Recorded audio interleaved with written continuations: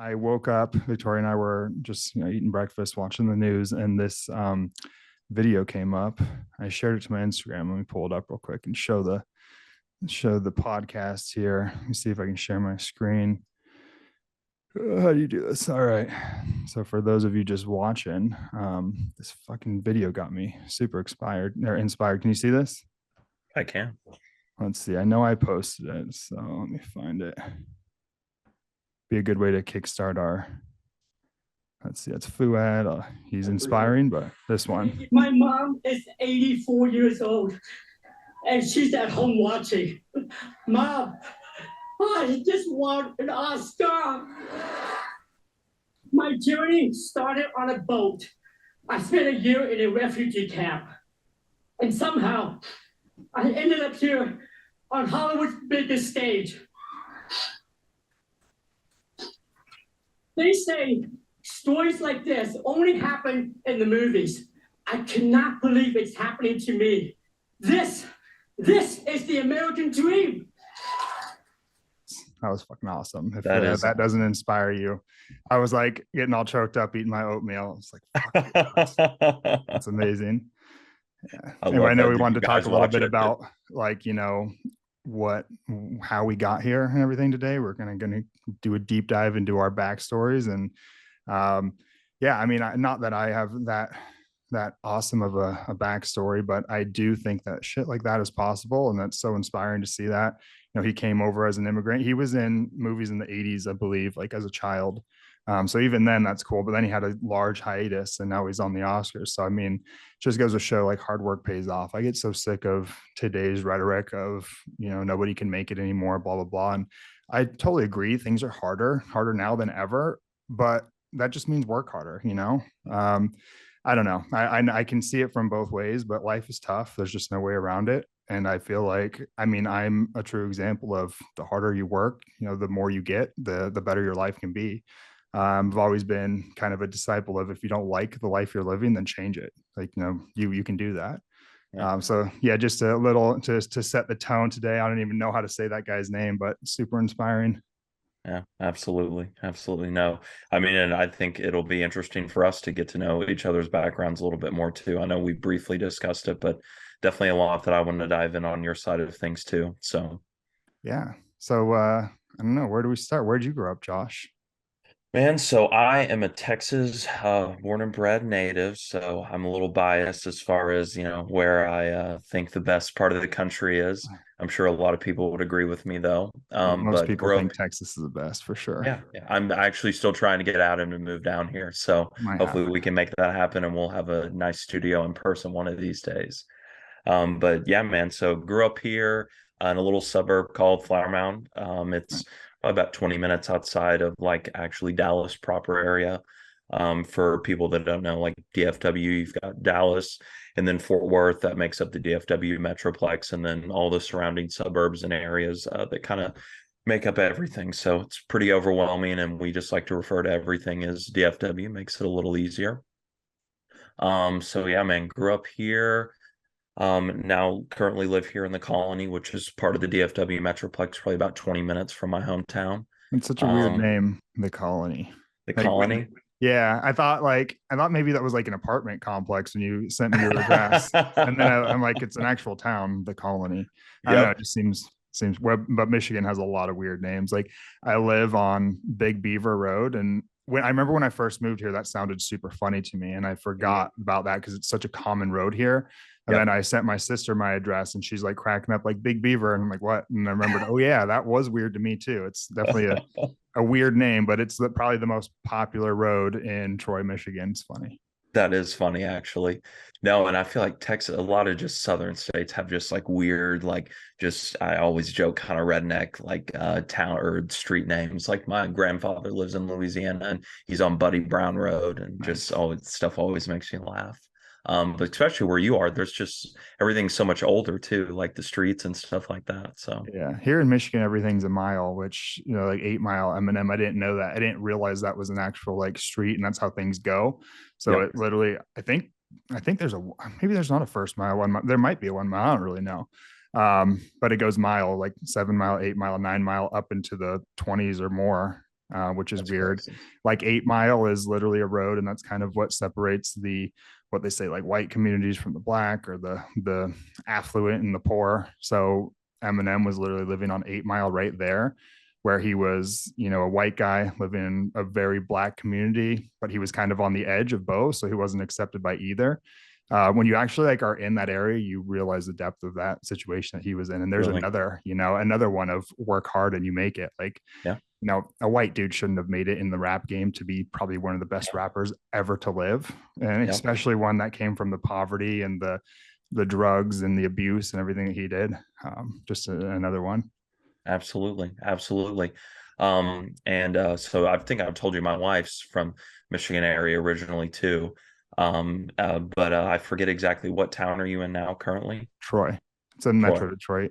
Okay. Gotcha. From what she tells me, everything's like pretty cleaned up there now for the most part. Like I know for a long time people thought of Detroit as like not so nice, but she says that a lot of it's turned around. They've come in and parts of the city are super nice now. Yeah, well, there's like Detroit, which is like downtown Detroit's beautiful. It's super nice, but 3 blocks over, it looks like a tornado ran through there, and that's where people are living. It's sad. I've done a lot of home care with my like podiatry stuff, and a lot of it was there. And it's like sometimes I'd pull up to a house and like, oh, this can't be the address. This place looks condemned, and there's people living in there. There's kids sleeping on the floor midday. I'm like, damn, they don't even go to school. It's just there's a lot of poverty for sure. So we're always very sheltered in our little bubbles. Because if you live in downtown Detroit, it's beautiful. You would never think a thing, but you literally go 3 streets over, and it's terrible. Yeah. No, and I'm glad you said that. I mean, because the area I grew up in, very nice little suburb. We never had to really worry about much. And it's always like a good reminder to have that of like, man, like we were so blessed where we grew up. We never had to worry about anything, like roaming around all hours of the night, great schooling system, stuff like that. I mean, it's just, you forget that obviously there is a huge chunk of the American population that lives essentially almost in a different world than we do. For sure. And I know we're both for obviously like, hey, work hard, you'll be able to make it. But I always try and keep in perspective too, like that starting line is very different for a lot 100%. of people. So that, amount of work that it takes to pull yourself out of a situation isn't always just, pull yourself up by your bootstraps. And I think that's probably where that idea gets lost. And, I don't think people mean that maybe intentionally sometimes or from a place of malice. We just forget when you don't live around or know anyone that grew up in a situation like that. So, yeah. I mean, even starting at zero is actually not too bad at all. But when you're in communities like that, you're starting in a negative, and that's rough. Absolutely. Did you grow up with siblings? Yeah, little sister. Shout out Bailey. Great little sister. Always got along super well growing up, and even now to this day, we always joke we were like probably the only siblings that never fought because never really did. She lives here in the area still with her boyfriend Nathan. But yeah, so just the two of us. Parents are both kind of from this area. I say my dad was born in the Dallas area, mom's from Louisiana, so kind of your typical like Southern family, I guess, if you would, or Dallas eyes Southern family. So yeah. Are your parents still together? Yeah, they are. Nice. Yeah, that's awesome. They are. This year will be what was it for them? They just celebrated their 28th this last June, so they're coming up on 29 years actually. So. Nice. They basically had me on their 1 year anniversary. So yeah. Sweet. Yeah, man, we grew up, I mean, again, just very blessed situation from the town and area, but more so just my parents. We had such a great dynamic and just such a good example for the typical household that you would think of. Again, mom and dad are still together, never been divorced. They both grew up in divorced families actually, so it was pretty amazing to see them come together and do such a good job as parents. So definitely very thankful for them and how they raised both of us. And again, just kind of the example of going forward for even Bailey and I into our lives now of, hey, this is what it looks like to be in your kids' lives and have a successful marriage on top of it. Yeah. Listen, you and I have very different upbringings for sure. Yeah. Yeah, no, so we won't go too far into mine. I want you to tell me a little bit about yours, where you grew up, family situation, all that good stuff. Yeah, so yeah, we can't be any more opposite 'cause I'm from California, you're from Texas, rivals 100% there. Uh, but I Even grew though up most of you in, guys live here now. yeah, I know a lot of Californians have made the jump over to Texas, but I grew up in an area of Northern California. It's very rural, very remote. So when people think California, they don't, I mean, it would literally be like Texas. It's very, very, very conservative. Probably smaller than even, yeah, it's definitely smaller than like Flower Mound. It's like we had one street light. We have Oh like wow. farmers and immigrants that, immigrant farmers working there. Like there's just not a lot in my kind of hometown, but How it was big of a originally, town, like population wise? I forget the exact population, tiny as hell. I think I had less than 100 people in my graduating class. It felt like, Okay. yeah. Okay. And I Yeah. thought that was like normal, but then I see, I see other places where there's thousands. But yeah, I think, I was born in a place called Ukiah, which is in Mendocino County, which is a lot of people know it for the marijuana that comes from there. And then the next county over is Lake County, and that's where I moved. But lived in that Mendocino Ukiah area for, I think, the first 8 years of my life. Mhm.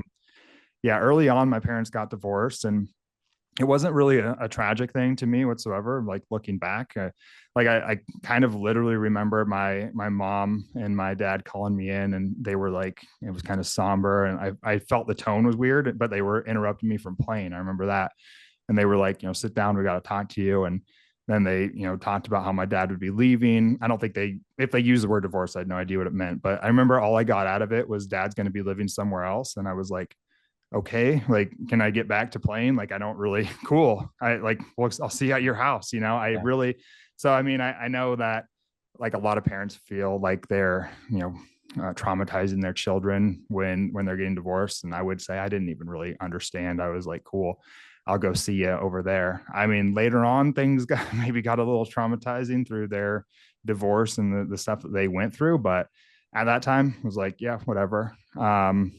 And I continued to live with my mom. It was just her and I for a while. My dad got custody and everything. I think that's just kind of how the courts, at least then, trended. Like mom gets custody and dad gets a visitation, like, Mhm. Wednesdays and every other weekend or something like that.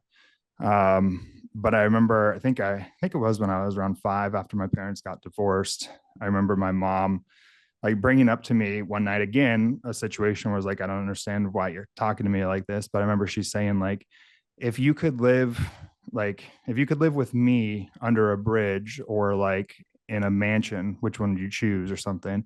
I was like, of course. And then it was, I feel like literally that week I came home from school and my mom's like, we don't live here anymore. Like we're getting kicked out. We're leaving all of our stuff, and still didn't understand what that meant. But we were homeless for probably like a year. We kind of just like slept on people's couches, slept in motels, eventually landed in a homeless shelter. Um, Again, though, like that didn't seem traumatizing to me. And I don't even like to bring it up because saying like, oh, I was homeless, it has a weird connotation, and I don't want sympathy for it because to me it wasn't bad. I was 5 years old and I got my mom, and that's all I cared about. I was like, just mom and I were moving to different places, like a hotel for a night, and for some people who are homeless, and I don't want to take away from their experience because I'm sure for some kids it's awful. But for me, it really wasn't that bad.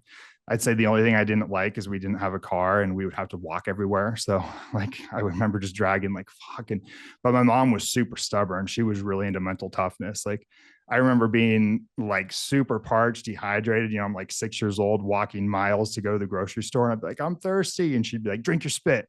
And I was like, okay, like swallow your spit. There's water in your mouth. And I'm like, okay. And yeah, so that was, I'm sure for her, it was an extremely stressful situation. I'm sure for my dad on the outside, like, cause he was constantly fighting for custody and he eventually did get custody, but I'm sure that was super stressful for him knowing that his, 5-year-old son is living in homeless shelters. And I don't really know what happened to her because all of our life before she was pretty well respected in the community. She was an RN. She taught at the nursing college as like a professor. And then one day she just up and lost everything in the house. And it was weird. So we don't fully even know what kind of happened to her, but yeah, that was like my early upbringing until like 8, I think. And then I went to live with my dad, which is, a whole new like saga of my life, but we can come back to that later. Yeah. Oh man, that's crazy. I mean, and guy would say that's probably naturally where you're just like will to how hard you work and everything else like comes from, You probably got that example from your mom, a little bit of stubbornness there too. Yeah. Yeah, Got a lot of no, stubbornness from her. I mean, I always say kind of like my dad is the analytical one who is like, can learn anything. And I've brought that up on other podcasts. And I learned from him that if you want to do something, you just put in the work and you teach yourself. Like, if I told him like he had to learn string theory, he probably wouldn't be like, I can't do that. He would start getting books and learning it, because I know he's of the mindset if I put enough time into anything, I can learn it. yeah, That's kind of how I was. And then my mom was super, super stubborn about things. Like there's a story that gets told all the time of her, like when she was pregnant with me, I think she had signed up for a triathlon or some crazy thing before being pregnant with me, then found out she was pregnant with me and continued to do the whole thing while being very pregnant. And yeah, it's just like that's the kind of person she was. And she taught me early on to be like that. Like my idols were when I was a kid was like Arnold for sure. If I did, I specifically remember things like remember car doors. You used to yeah, wheel up the yeah, you yeah. have to roll up the goddamn window, and it would be hard for me. We had like an old junky car, and she'd be like, "Would Arnold complain?" Be like Arnold, like that's right, like and like, crank it out. And it's funny because I didn't get into fitness until way later, but that stuff kind of I think it was ingrained in me. Absolutely, man.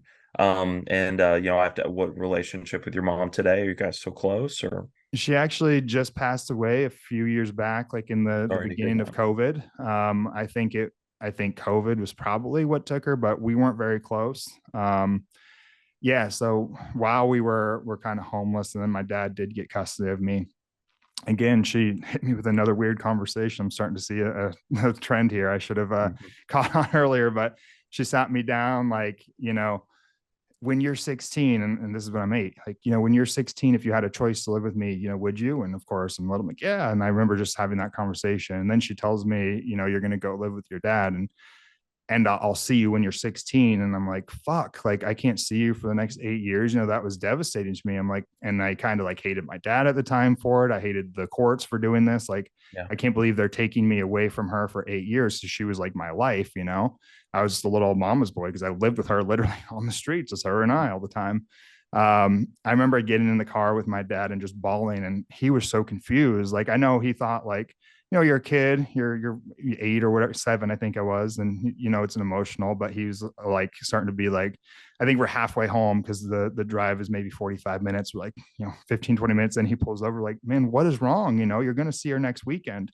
And I'm like, no, she said I won't see her until I'm 16. He's like, no, like she's got visitation. Don't worry. We're going to see her next weekend. I drop you off in a few days.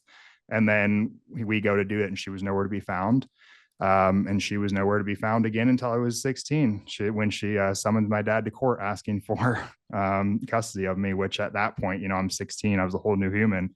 I didn't even know who she was. So, but yeah, it was rough. Definitely probably rough for my dad. That was all kind of rough for me too. Like she just disappeared. I went from she was my everything to nothing. We sent her emails, or not emails, I guess. We didn't have email then really. We sent her a ton of letters. Remember my dad reached out to all of her friends trying to find her. Couldn't find her. I've always felt like that didn't mess me up, but I feel like it did later on in life, which I'll bring up maybe later. But like just having her kind of, I guess, like abandon me was rough. Like that was hard, because I was like, what did I do? I don't know if I said, what did I do? But, like, why, why was she just gone out of the blue? That was weird. Yeah. And I'm still to this day, no indication of kind of what really happened during that 8-year period. Do you guys really not know? No, she was, I think something weird kind of occurred with her probably while she was even with my dad, and kind of snapped and causing them to get the divorce and her to have like a steady decline. Yeah. When she passed away, she was homeless. My brother from her and I kind of found out she was homeless, which we didn't know. She was living potentially like out of her car and a like a storage facility that she had, and she got pneumonia probably from sleeping in her cold car that was like, you know, riddled with water because it was leaking. And we think she probably got COVID, one of the first cases, because it was right when COVID kind of hit. I remember my brother called me like, hey, because we still, I knew who she was. She was in my life 16 on, but more of an acquaintance. Yeah. But my brother called me like, hey, mom's in the hospital. She's got pneumonia or something. I'm like, oh, you know, that sucks. Like, keep me up to date. And then it was like 2 hours later, called me, mom's dead. And I was like, whoa, what the hell? And she, yeah, it was just kind of crazy. It was probably, she had a, you know, pretty weak immune system, probably caught COVID, and it just wrecked because we didn't know what we were searching for then. But yeah, we have no kind of idea what happened between 8 and 16. And then just the steady decline of her life. It was weird. Yeah. Man, and I mean, so I have to ask, like, going through that situation, like, what is that for, you know, I don't know, like, if you and Victoria plan on having kids one day or anything, but I mean, would that, I assume, would definitely, if you guys did, like, drastically change, like, how you parent, like, your ideas on divorce, like, how do you kind of feel about that now? Yeah, for sure. I mean, I don't really think that I want kids at this point, and that might be part of it. You know, Yeah. I just, yeah. I mean, I fear that I wouldn't be a good parent potentially, or that my child wouldn't really like me. Um, and so I don't know. Yeah, it's weird. I don't necessarily really want them. Yeah, I just feel like there's a lot of parts of me. Part of me is really selfish still. I know, Mhm. even though I've matured, I'm still selfish, and I feel like I just don't have the time to dedicate to another human being right now. And then, yeah, I'm sure a lot of that stuff kind of psychologically, subconsciously stops me from wanting them too, you know, Yeah. because I was pretty upset at both of my parents for what they did to me through my life. And yeah, it worked out great. And I'm super happy to be alive, and I'm super grateful to them. But I just don't want to put another person through all of that, you know?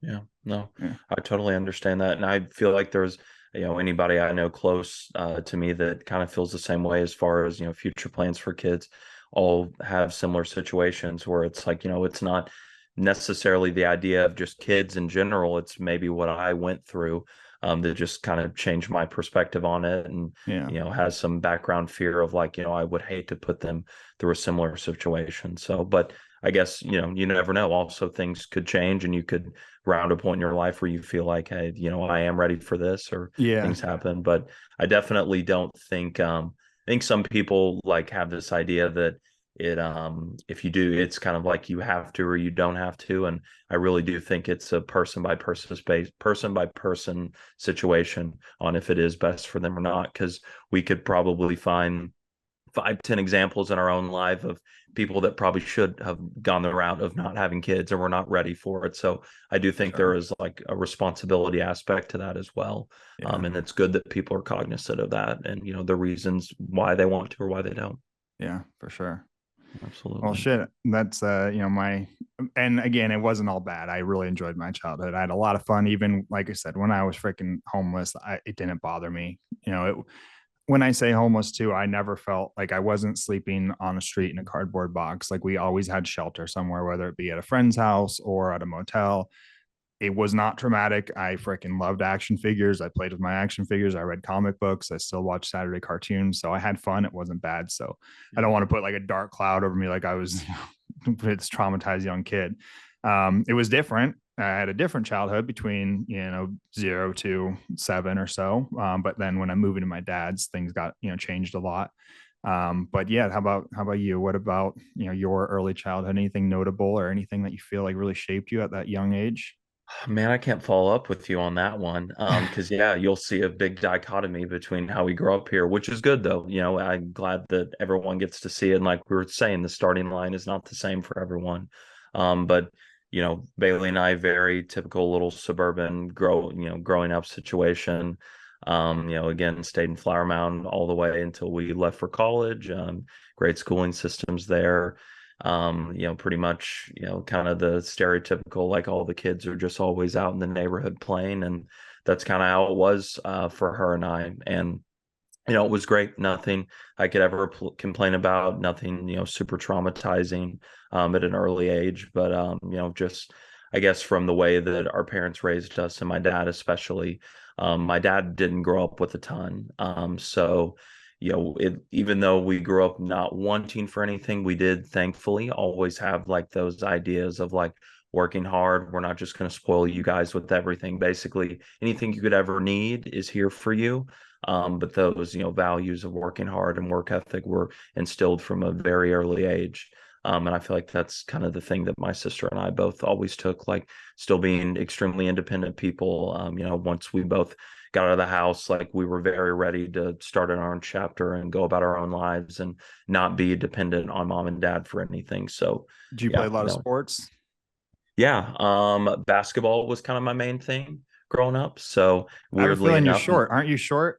With yes, those I muscle am. bellies, you look short as shit. You don't have to say it on here, but yes, I am. I'm 5'9" on 5'9", 5'10" on a good day. Yeah, when you look at Josh, when you look at those muscle bellies, you know that's a short dude. Because if you see a guy with a really good physique who has badass calves and really good arms, they're short. Yeah. I'm just gonna I can tell him like he's probably between like 5'7" to 5'9", and that's like the ideal CrossFit body too. That 5'9", dude, I'm pretty sure like Frony and those guys are like 5'9". That's a super good height for athletics. Absolutely. Not for basketball and not for like catching a football, of course, things like that. But if you want to look jacked and be pretty good at a lot of different things, like something like CrossFit, which you're a very good athlete when it comes to that kind of cross training type stuff. Yeah, I knew you were a short little fucker.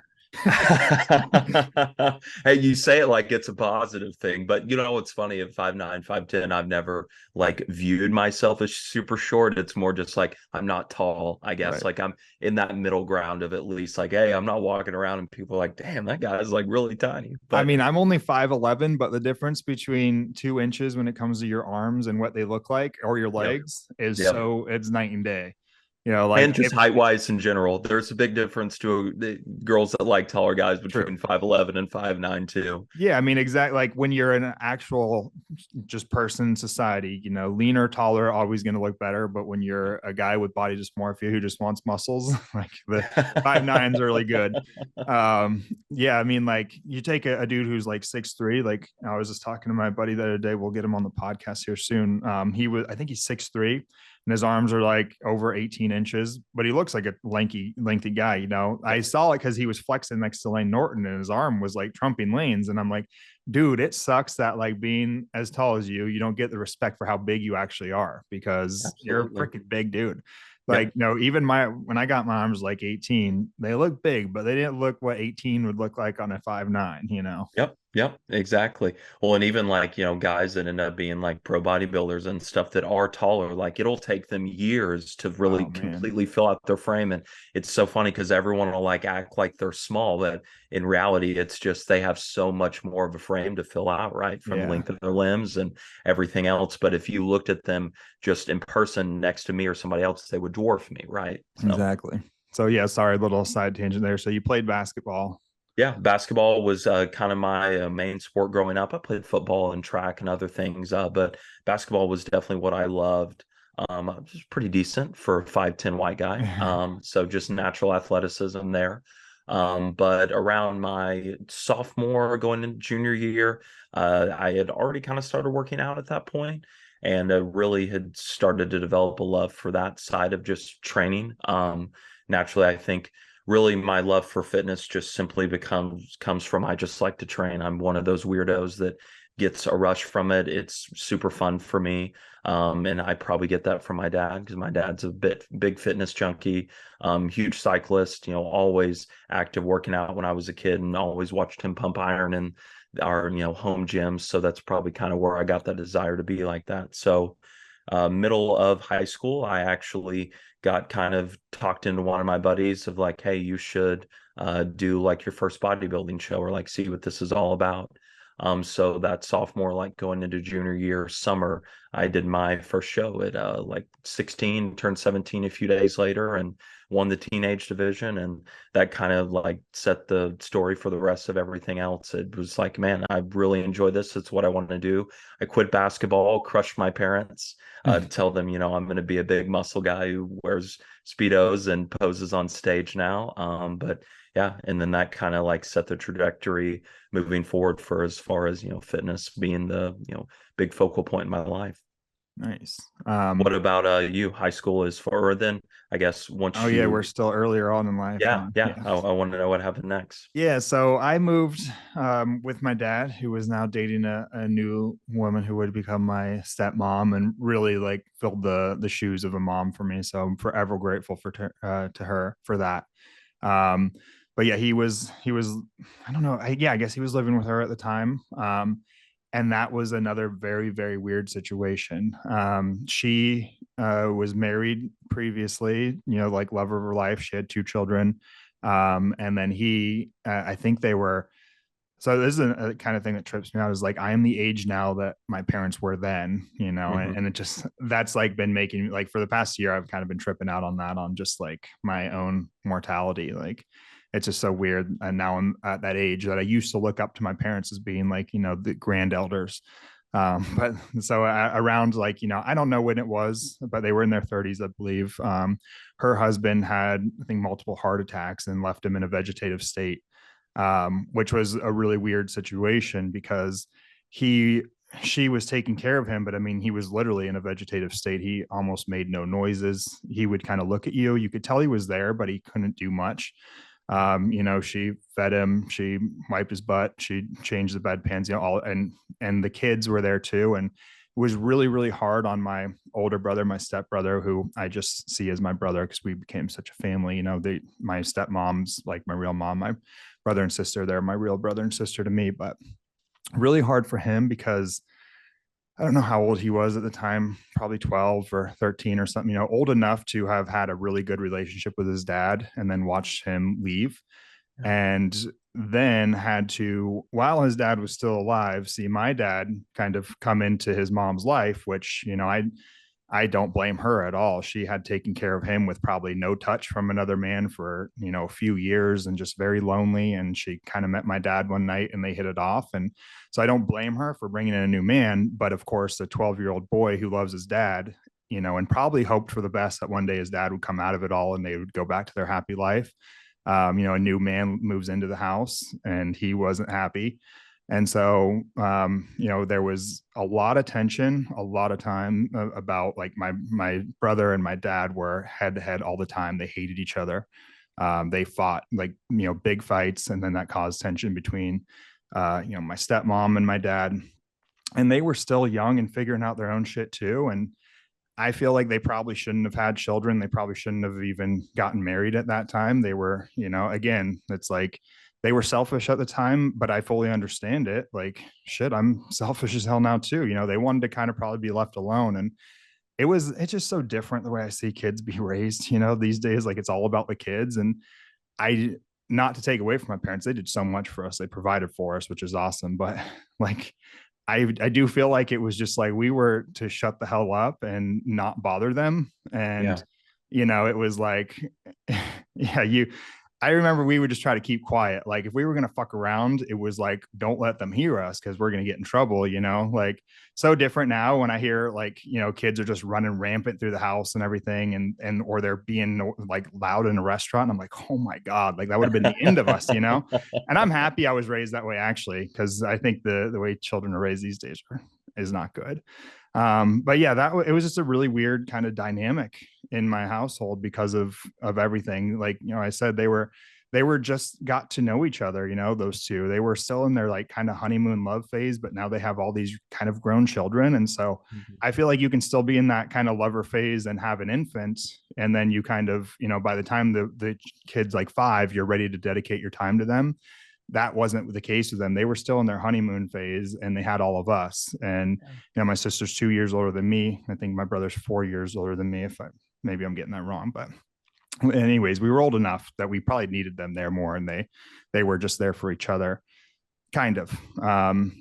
Yeah. But anyways, I moved to a small town, Lake County, with them, and we had a lot of fun though. We lived on acreage always. My brother, he really kind of took me under his wing and made me the person I am, I feel like, because I'm grateful always that I moved in with them too. Because if I would have been that mama's boy that I was, like, man, I would be such a pussy.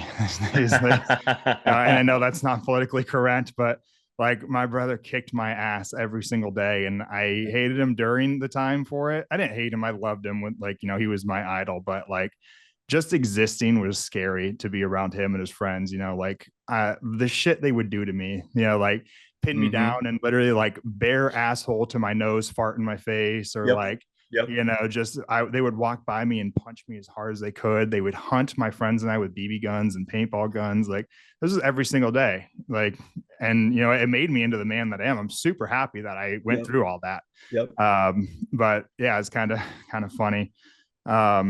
You sound like most of my buddies that grew up with other brothers, and obviously I didn't just with my sister. I had my dad who was a hard ass, so I at least got some of that to make me tough. But yeah, it's just so funny. I can just at all times just like kind of controlled chaos between the brothers, like just either hitting obviously the older one, picking on the younger one. Like it's just a rite of passage thing, which you need a little bit of mom's love, right, to teach you at least to have that side of yourself. Right. But I think as a guy you need some of that sternness too. Even my sister was like harsh on me because she was the middle child, but she was still older than me, so I was the baby, and she felt like she was my mom, and I remember always being so frustrated, like I already have two moms. Like, and then my fucking sister would be there like trying to boss me around and shit, and she would just also go crazy on me. Sometimes she'd just flip out and like be swinging and hitting me and stuff, so we had fun. We all loved each other, but I'm glad that I grew up in that kind of just getting picked on and learning that my role too, like learning I am the baby, and that means something.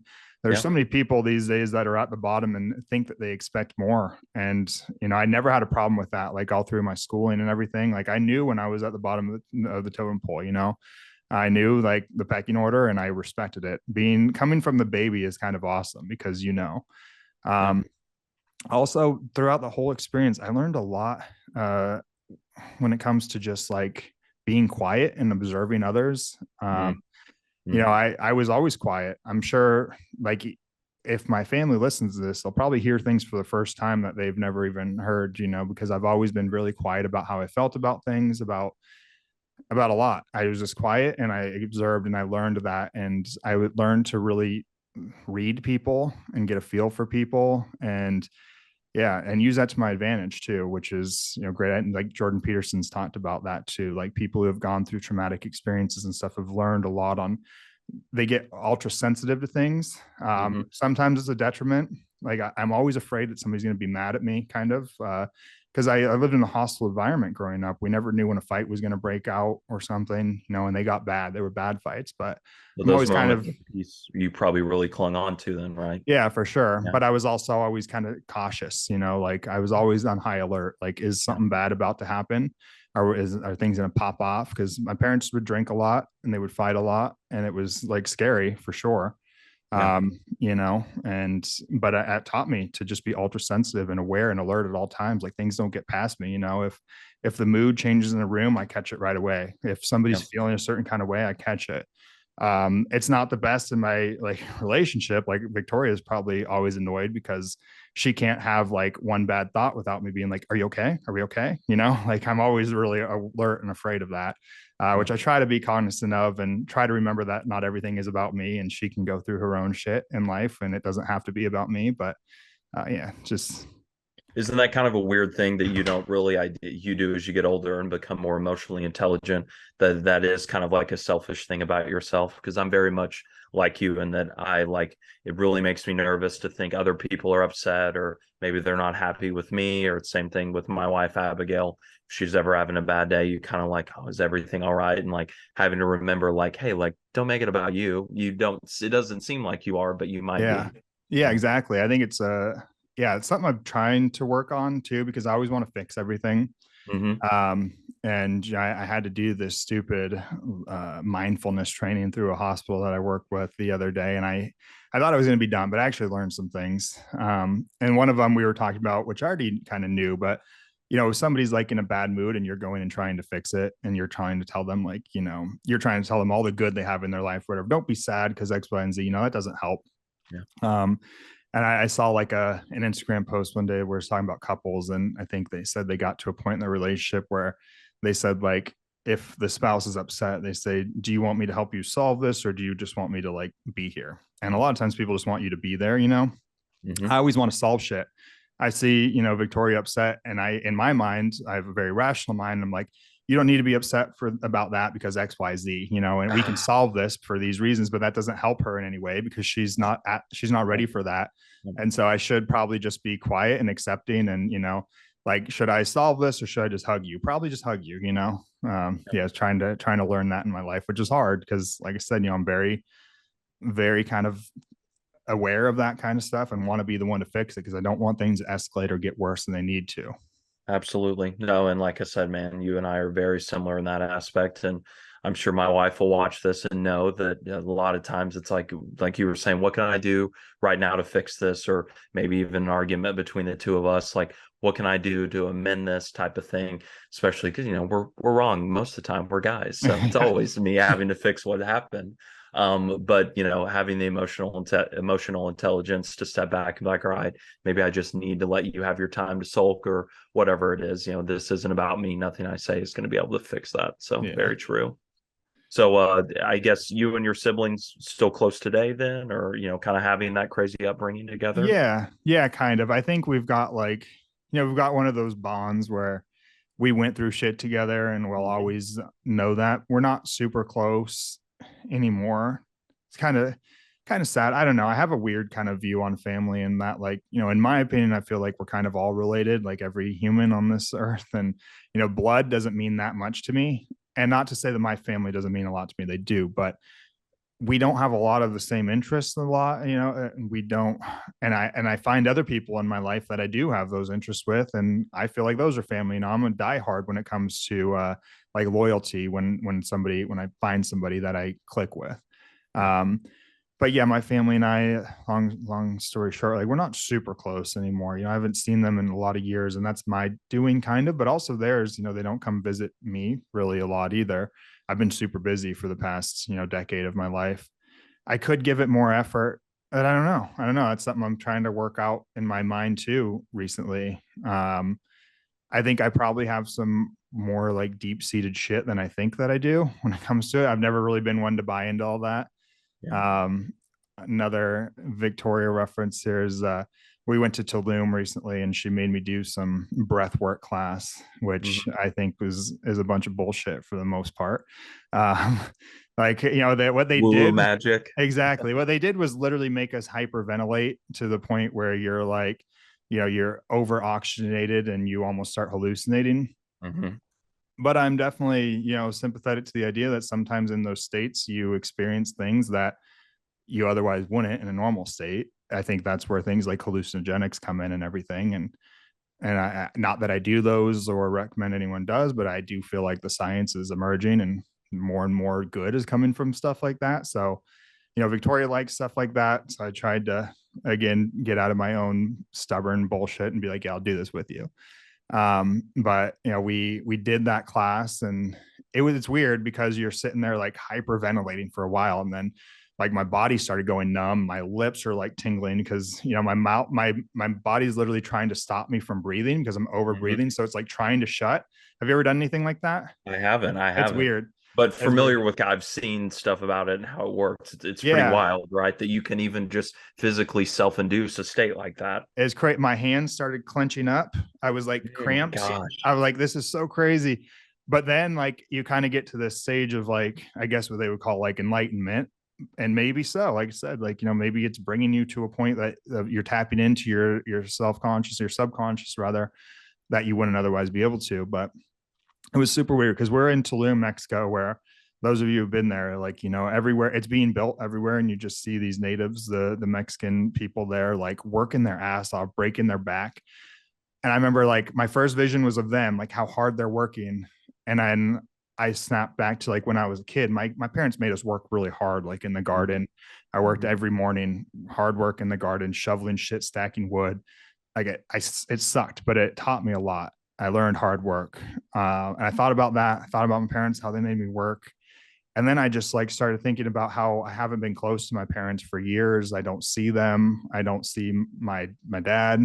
And he did so much for me. Like, he fought really hard for me to get me, and all the shit he went through during that. Cause I'm that age now, and I know that like where I am at my life now, if I had to deal with like having a son who was like living with his mom, is homeless, and he didn't have a ton of money, but he's paying all of his money for law fees, and then all the shit he went through with my stepmom, and it just like kind of fucked me up, where I'm like, damn, like he did a lot for me and I'm here because of that. And I don't have this relationship with them. And I'm also scared for about his health. You know, he's not health conscious like I am. And my fears, you know, I see all these sick people day in and day out now being a doctor. And I fear like, what if this is my parents in the next few years? It's possible, you know, like the fact that just statistically, like they're going to have a bad disease and a bad outcome probably due to their lifestyle, or even not. You know, there's so many people, you know, who have terrible outcomes who are healthy too. So I'm just like, why haven't I developed a relationship with them in my, you know, adult age? I don't know.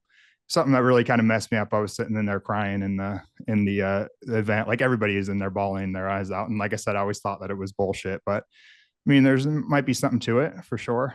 Anyway, Well, and another little just side tangent. yeah, but I mean, just evoking, and I definitely want to study on the being close with family topic, because it's something I think you and I probably have similar views on just based upon what you've said. But yeah, I mean, I think in same situations as someone who's used ayahuasca and things like that, I think that it's probably always just maybe bringing up thoughts and emotions that it's so easy for us just to put in the background going about our day-to-day lives. And you know, maybe that's really the root cause of any of the benefit that you get from it, is just having the conscious thought of, yeah, I've never thought about that, how I feel about my relationship with my dad, just getting the wheels turned on you working through that. Or, you know, again, maybe something that was never even on your conscious mind before until that moment in time. Yeah, it was kind of a cool experience. I definitely had like, I was happy too, because I had a lot of self-love in it, which, you know, wasn't conceited, but I was like, I was so fucking proud of myself. You know, Yeah. I was thinking about those workers and their hard work, and I was proud of them for like just busting their ass, you know, being like doing something, because there's so many people these days that just don't do shit, in my opinion. And it kind of upsets me, but like, you know, we were right there until then. We would see them, like we would get up early to go walk to get coffee, and we would see the workers too. Like, this is 6 a.m. They're getting all their stuff together and they're all gathering to get on this like janky ass bus to go work. And I don't know, it was a moving experience to think of them and their hard work and my hard work. I was proud of myself for the work that I do in life. And yeah, so I was happy with what came out of that for sure. Victoria will be happy to hear this. I don't know if I've expressed that. I think I was just kind of quiet to myself afterwards, but I definitely liked it. I don't think I would really do it again. I don't feel like I personally need it. I feel very fulfilled and happy, but maybe I'm fooling myself. I don't know. Yeah, no.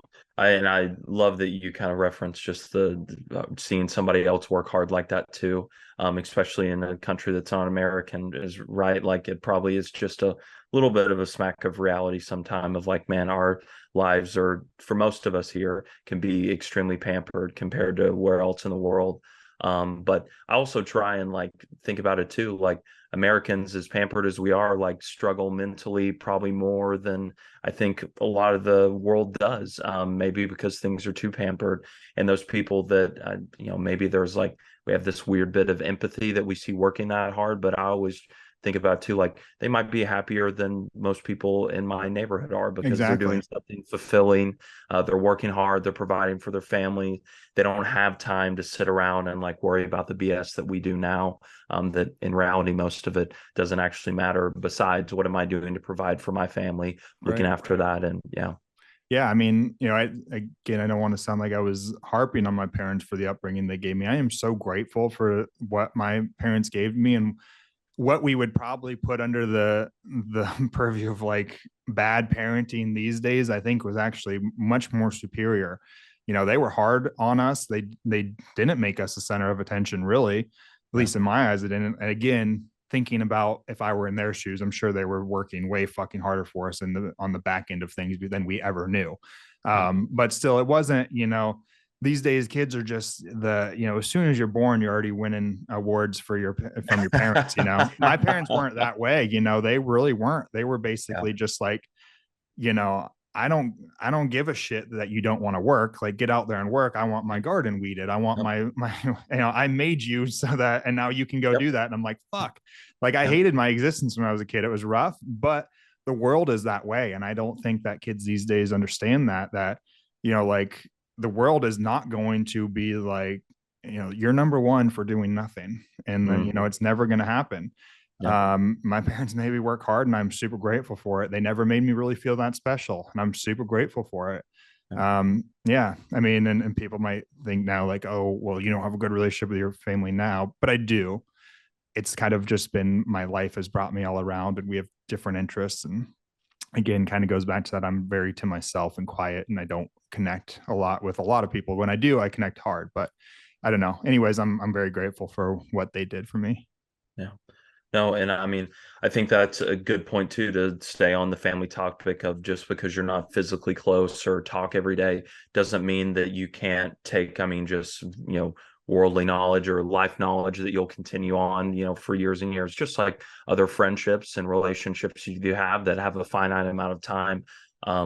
Like you were saying, like, I kind of view family as the same way, that just because we are blood doesn't mean, one, we have to always be close, or two, that we have to love each other that much. But I can still look back and take things away from you or cherish different parts about our relationship. So I think it's great that you have that perspective. Yeah, absolutely.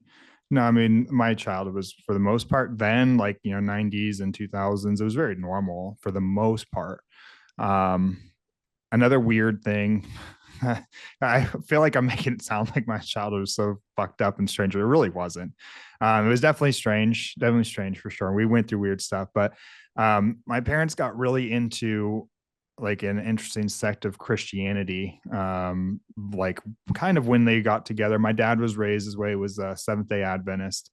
I don't know if you're familiar with them. Are you familiar with the Seventh-day Adventists? That is the guy who was in Waco, right? Is that his? Oh, I think he was a subset of them. Yeah, I think he was. Yes. I think it was like he branched off, or the seventh, or the Branch Davidians, and made his own subsect of that. Yes. Yeah. Yes. So there's always those where that's how, like, those people down in Mexico with the Mormon church are, where they're like, what it is they freaking pretty much try to like stay as true to the actual thing as you can. And people are like, you're crazy. But I'm like, actually, that's like where you come from. It's kind of funny, but so it was way different for us.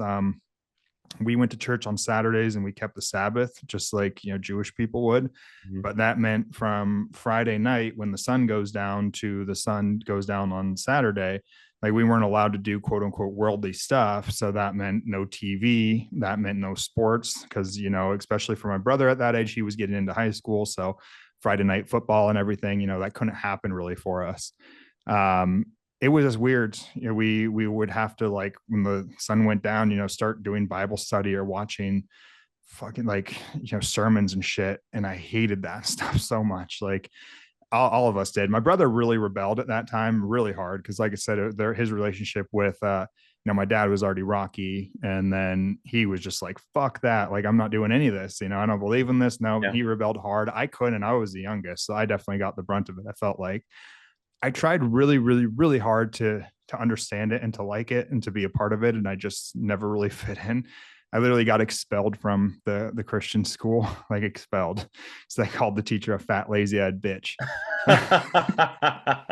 So much for being a quiet kid. You had some fire in you. In fourth grade. Yeah, that was I was just so mad, man. It was just him and I. It was a fourth grade was myself and another student. That's it, just two of us. And that was, but we were in a class with, like, I think first, second, and third graders too. Gotcha. And so there was multiple of them. And the teacher was supposed to teach all of us, but she would only basically like spend a lot more time with them. There was only two of us, so we weren't a priority. And so she would give us assignments and stuff, like give us math, and basically tell us, like, go do the math. I'm in fourth grade. I'm not going to just do it. Like, we would fuck around all day and play. And so, like, I would have all these late assignments, like literally like 30 or 40 like late assignments, or just assignments I didn't do. And they would like send them home to my parents, like saying, how delinquent I was. And then I was always in trouble. I was always grounded at home for that. And then at school, I was always in trouble. I couldn't go out and play and stuff, because I remember they'd write it out on the whiteboard, all the missing assignments. And mine would be like a paragraph of assignments that I was missing. And so I was just getting so fucking frustrated about it all. Like, I was grounded at home, I'm grounded at school. I can't play, I can't do anything. And I didn't actually say it to her face, but I passed a note to somebody that she was a fat, lazy-eyed bitch. And it got like swooped up in transmission. And yeah, I got expelled for sure. Shout out to my parents though, because when they did some investigating, because they were like, what's going on here? And they realized, like, oh, he's getting fucked around. Like he's not really even getting taught here. And so they kind of defended me, and that put some strain on them in the church, because that was a church school. But another aside, that was kind of fun. I forgot about that kind of until now. It was when I was in fourth grade. That was fun. After that, I went to public school, and things were pretty normal with my friends and everything there. But living that way was weird. It was different. Yeah, different than a lot of kids experience. Like sports and stuff didn't come up when I got into high school. They were kind of fading away from that, and they did allow me to play like football a year, but I started getting into skateboarding and everything, which is definitely like, anti-jock. And so after, I think that was my freshman year, I played football. And then I was really, really into skateboarding. And I was like, fuck jocks, fuck sports, punk rock and skateboarding. Yeah. Yeah. And yeah, so that was, I wish I would have, if I had children now, I would put them in sports, and I would definitely make them do sports and learn that. I would be hard on them like my parents were to me too. I don't think I would baby them. I'd make them do hard work, but I'd also let them do sport like through, and get some competitive fun out. And the camaraderie and just the hard work that, like you said, comes along with it. Agreed. Exactly. And maybe trying and failing something too, that, hey, you might stink at this sport. It's okay. Yeah. I wasn't great at everything either.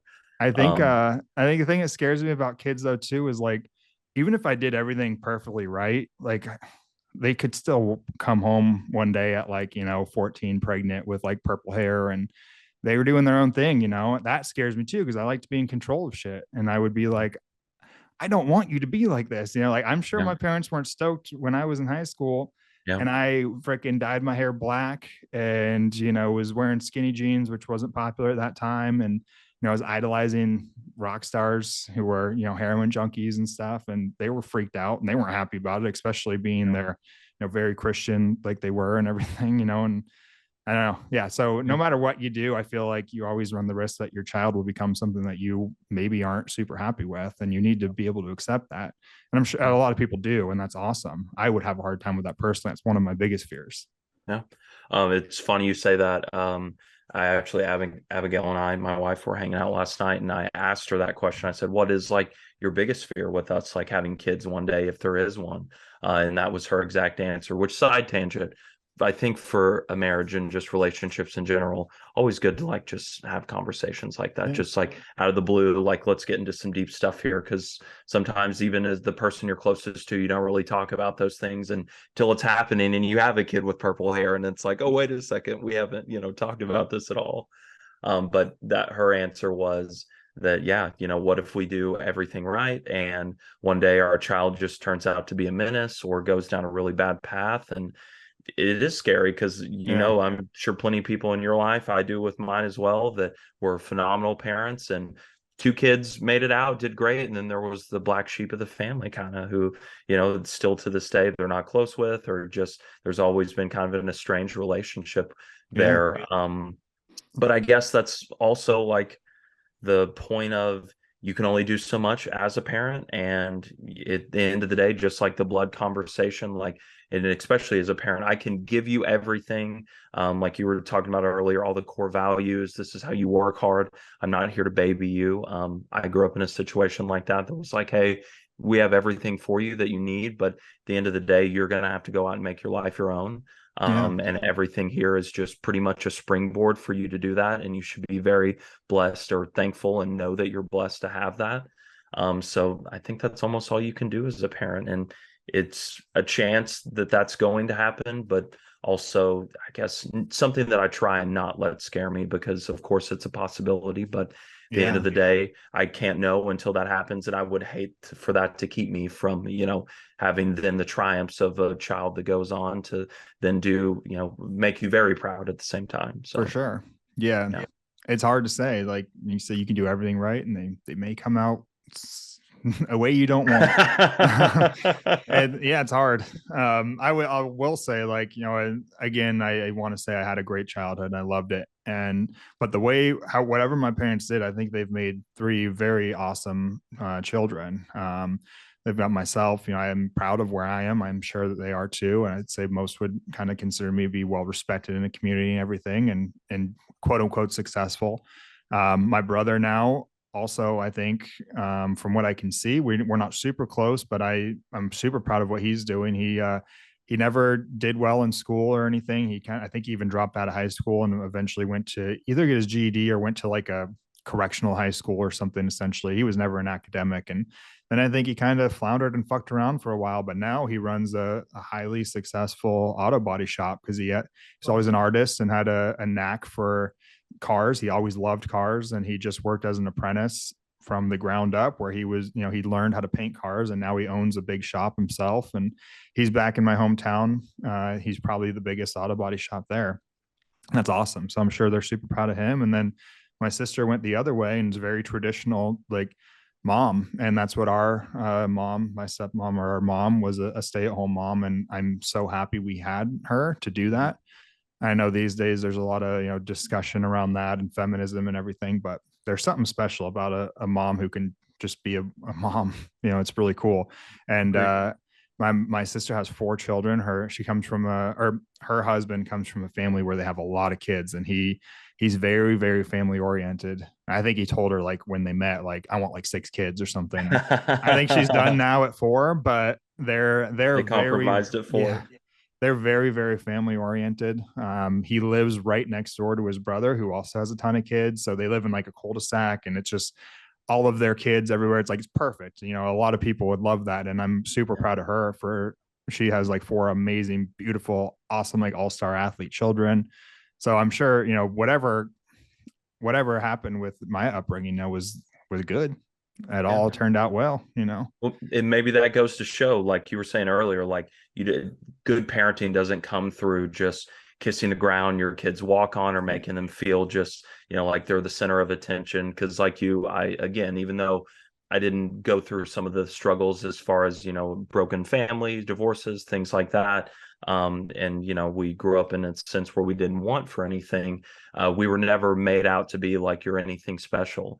And I feel like that's probably like one of the number one things maybe people mess up with nowadays, is making their kids feel like that from day one. Because as we all know, once you get out into the world, you're not really anything special. And that's a really hard for reality for people to come to grips with if they were never taught that at an early age. So I feel like successful parenting, you can have a million different like personal screw-ups probably along the way, which I'm sure all parents do, but as long as you give that like foundation and support and teach them good core values, then at the end of the day, it's on you as a person to go out and or at least act upon that and make your own in the world. Yeah, 100%. Which my parents, 3 of you guys obviously did. Yeah, like my parents always loved us. They kept really good food on the table. My mom always cooked a meal, delicious meal, and we ate it as a family. They clothed us. But the funny thing is too, I think of like, when we wanted school clothes, it wasn't like, all right, we're going to go school clothes shopping. It was, let's work for the summer and earn the school clothes.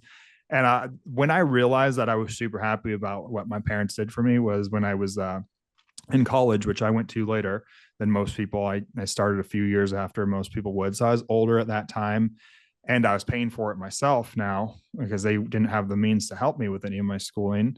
But on like at my school, science classes were usually like Monday, Wednesday, Friday, early morning. And it was, we had a science hall called Darwin Hall. And Darwin on Friday mornings would be quiet. Like no one would be in there because everybody went partying on Thursday. Mm-hmm. And so, what would be a big class on Monday and Wednesday, on Friday morning, there was hardly anyone in there, but I was always in there. And I killed it in undergrad. Like I was a freaking animal. I was a beast. Like I was a wolf. I didn't even want to study with anybody. If I didn't get an A, I felt like I got an F, even if it was an A minus. Mm-hmm. But I would look around and see all the empty chairs, and I would just be like, my parents like taught me that if I want to get something, I work for it. And that means not fucking around on Thursday night. And that, like, I also have to pay for this. My parents aren't paying for this. And that made me so happy. I'm so glad that they didn't. Even if they could have, I would hope that they wouldn't have, Mm-hmm. They couldn't, they just didn't have the means to. But I couldn't be more grateful for that they didn't give it to me. That's something I struggle with too, because I have, I'm sure for the rest of my life, I'll probably have a good amount of money. And if I had kids, like, would I fuck them up because I want to give them everything? Yeah. I didn't have my own car until I was 18. And my grandma gave me her Nissan Sentra, which was like an 88. It was as old as me. I mean, it was like a little red fucking square box thing. It was such a piece of shit. It was so dorky. I mean, it blew up, but like the reason is because I wasn't gonna, like, my grandma actually babied me a little bit and giving me that. My parents weren't for it. They were never gonna give me a car. It was like they may have like matched me. Maybe I didn't even bring that up because I didn't care about a car at a skateboard, but I don't think they would have. I mean, my brother bought his car. He worked on it. He built things. They didn't buy us stuff. I didn't have a cell phone until I was like 19 too, because that was the first time I could buy one myself because I had a job. And I am so grateful that they didn't just hand me shit, because it really made me learn. They didn't even when I moved when I was like 7 or 8, I learned how to do my laundry for the first time, because my stepmom was like, I don't do the kids' laundry. Like, you want your clothes clean, this is how you do it. She showed me one time, you separate things into whites, lights, and darks. Here's how you do it, and taught me how to fold, and we went from there. Yeah. Yeah, man. No, I mean, and very much just knowing you how I do now, like, it's very evident that growing up that way made you who you are to this point, and the crazy work ethic you have and not expecting anything from anyone. So I think it's awesome you have the perspective to be appreciative of that, even if, like you were saying earlier, to maybe as you're explaining it, some people might think of like, oh, that sounds so hard, but like in reality, life's hard. And that was a good prep, from 1 to 18 years old, of like, this is what it's going to be like when you get out of the house. So it's better you learn now than really getting out there and having to find, it being a whole new reality for you. For sure. So, okay, yeah, where are we at? Where are we go now? So we got We're through weeds. Kind of into high school now for you. I guess, got into skateboarding, more of like punk rock kid. I know you've talked about a little bit before then, I guess let's talk about college. What got you into being a physician, that chunk of your life? Yeah. So, it's a weird thing. I never expected I would come out like this. Like you said, I was really big into skating. That's all I cared about. I honestly, I thought I wanted to just be in skating. I was very, narrow sighted when it came to that. All I saw was skating. I thought that would be my future, but I really wasn't that good at it. And of course I was good enough to hang out with the local kids and everything, but I wasn't good to where I was ever going to be a professional. And so I didn't know what I was going to do, because that's all I wanted to do was be a pro. I knew I was realistic enough to know that wouldn't happen.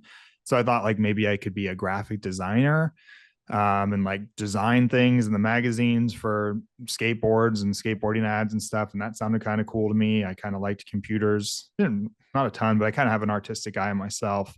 So I thought that's maybe what I would do. And I had a good friend in the industry, Corey Duffel. Hopefully we'll get him on soon. But I felt like, oh, he might be my in. Like maybe he would hook me up with foundation skateboards or something. I could design boards. And so I thought I would do that. And I went into college, because also my parents had told me, like, again, this is pretty nice and very lenient, in my opinion. What they told me was, you can continue to live here after you're 18 if you go to school and you have a job, which that's pretty lenient. I think I would tell my kid to fucking leave. I would be very ready. Like I said, they never really got their time alone. Like, Victoria and I have now had years alone, and they never got that. So they allowed me. I think about that too. I'm like, man, I couldn't imagine an adult. I just want my space. I don't want an 18-year-old kid. So hugely grateful that they even allowed me to stay there. They said, if you go to college and you have a job, you continue to live here rent free, whatever. And so I signed up to college, but then it was like under the graphic design little thing. It was a community college, and I failed every single course because I just didn't go. And I kind of like stupidly, I thought, well, I'm just not going to show up and they'll just remove me from the class. That doesn't happen. If there's any, like high schoolers listening now going into college, if you're ever about to go into college, know that they do not care who you are. They don't know who you are, but if you're signed up, they're going to grade you as a 0 if you don't show up, and you get an F. And so my first 2 semesters were like nonstop Fs. I would basically sign up and show my parents, like, look, I signed up, I'm going, and so I could live there. And then I would go work my shitty little minimum wage job and then just fuck around and skateboard and stuff when they weren't, when they thought I was in school. But yeah, I dug myself into a massive hole as far as that goes. And then I don't know. I think I do know, actually. So this is kind of corny, but when the movie 300 came out, remember that movie 300? Oh yeah, dude. Yeah. Gerard Butler looked wild then. Exactly. Yeah. So I remember it was a kind of a hard time in my life. It was kind of weird. I was I don't know, maybe 19 or 20. But I was, lying to my parents about going to school. I knew that I was failing everything. I didn't really have a good job. I fucked up my ankle pretty bad skateboarding. I knew I was never going to make anything of that. My friends were all getting really heavy into drugs. And I don't know what stopped me because there was nobody telling me not to, but I just never really wanted to do that.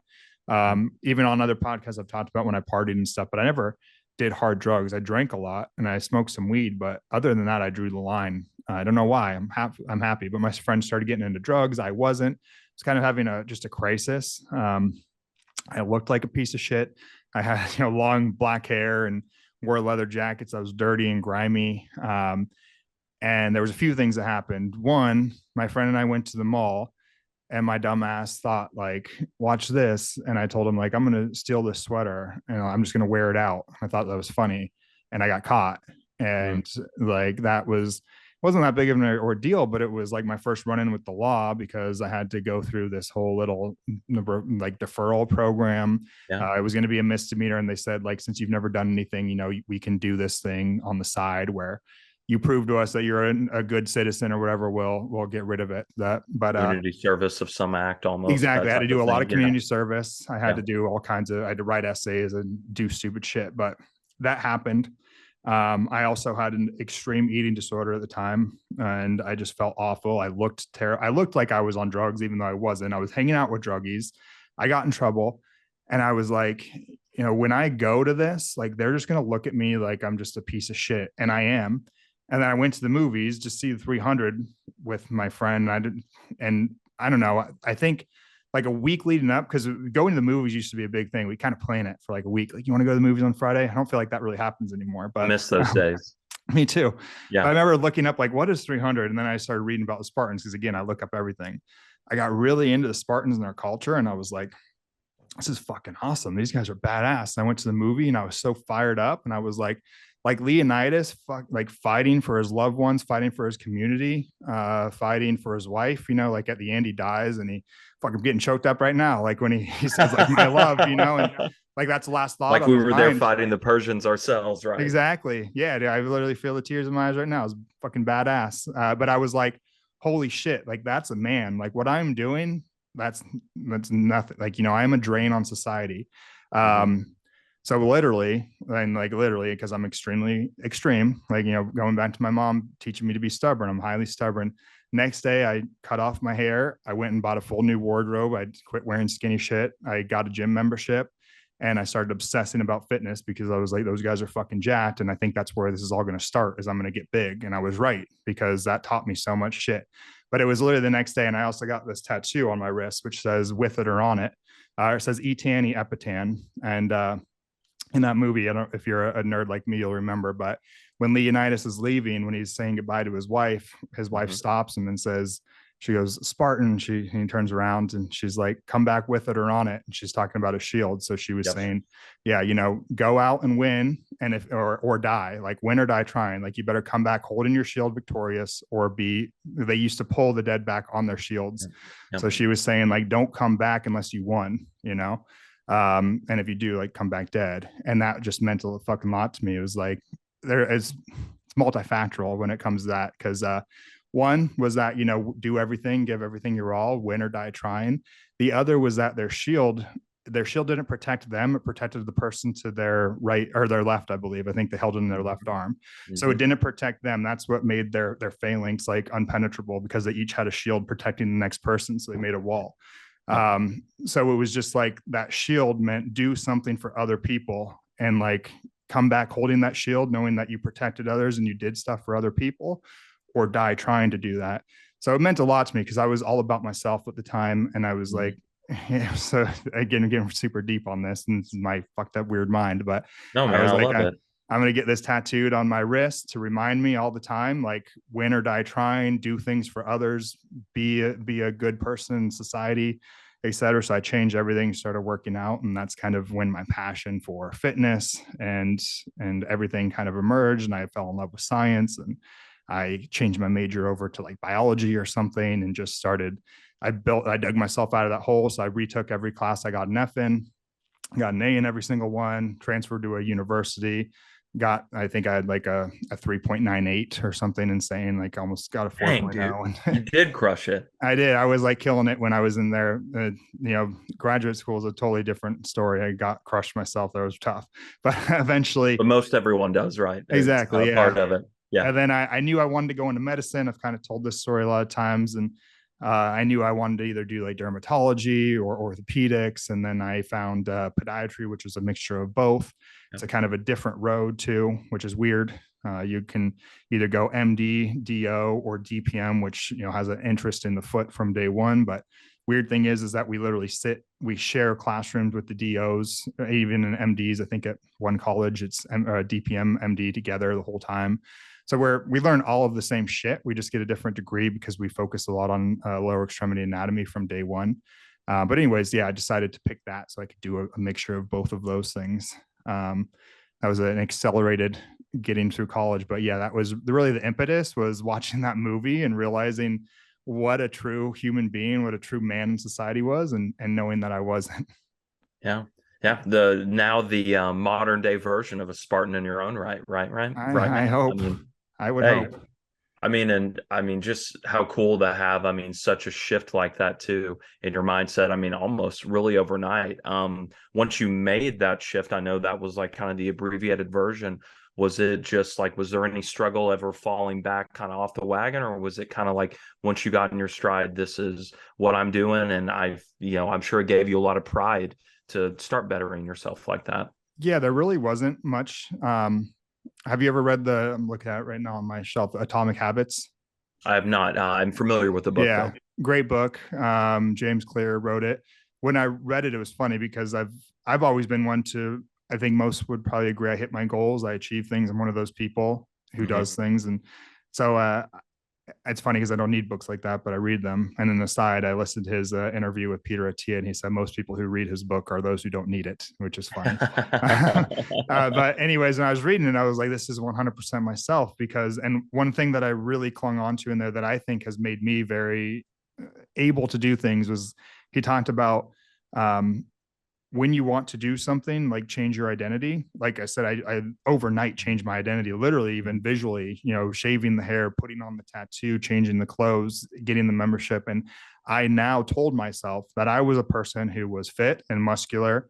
I was successful. I was going to be, respected in society. I was going to do for others. I told myself I'm this person now. And that was, you would never want to, nobody wants to go against their identity, and so you do things to live up to that identity. I didn't know that was a tactic. That's something he talked about, and I love it. And I try to tell people that, change who you are. If you like, you have now gone head first into this whole endurance thing. And I'm sure everything you do, like you talked about your morning routine the other time, you wake up, you're doing mobility, like you're living the life of somebody who is prominent and very good at this endurance type sport.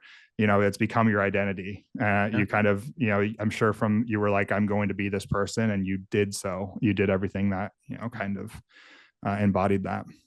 Yeah. And I think that's such a powerful nugget, just because to your point, I think a lot of people struggle with that when they're wanting to make the life shift. Like, where do I even begin? And probably that first step is like just identifying yourself in that new light. And it's hard, I'm sure, for a lot of people once you've, battled years of not being very happy with your decisions, and you view yourself in that light. And it's not necessarily developing an arrogance, right? It's more just taking pride in who you are, and that, hey, I'm capable of this, just like all these other people around me that I've seen go on and make something great of themselves. I just have to view myself in the same mindset. They're no different than I am. And, I just have to learn from those people that I see do those, whatever little bits of nugget and wisdom I can take from them and apply it to myself. Yeah, no, I don't think there's any like arrogance in it. It's literally just telling yourself, like, if you want to go to the gym, you don't say, I want to go to the gym. You start telling yourself, I'm somebody who goes to the gym, and then you don't want to go back on that because you're that person. So you see that person on Instagram, right, who makes those reels of them waking up early and getting their protein shake, and they're walking around with their gallon jug, and they embody that fitness person. You just tell yourself you're that person too, and you become that person, which I did. I literally did everything I could to become that person. I started buying supplements, I started reading about bodybuilding and everything. I became that person. That's how I was with skateboarding. I've always been super extreme. I've always given everything 110%. I've always loved the saying, like, anything worth doing is worth overdoing. I've always been that way. I'm not going to do anything half-assed. Doesn't even make sense to me to kind of half-ass something. But if you make that become your identity, that's probably the strongest. Our identities are probably the strongest thing that we have, and none of us want to disrupt our identity. And so, absolutely. Just changing your mindset about the person that you are. I try to tell people that, like, people do get in the rut of, like, I'm somebody who comes home from work and I'm fat and I'm lazy, and people tell themselves that, I'm not you. I'll never be you. I'll never have that six pack. What if you switch that mindset and just tell yourself you fucking are? You're that fit dude. And then you just keep living up to that every single day. And eventually you are. I know it's kind of like lying to yourself, but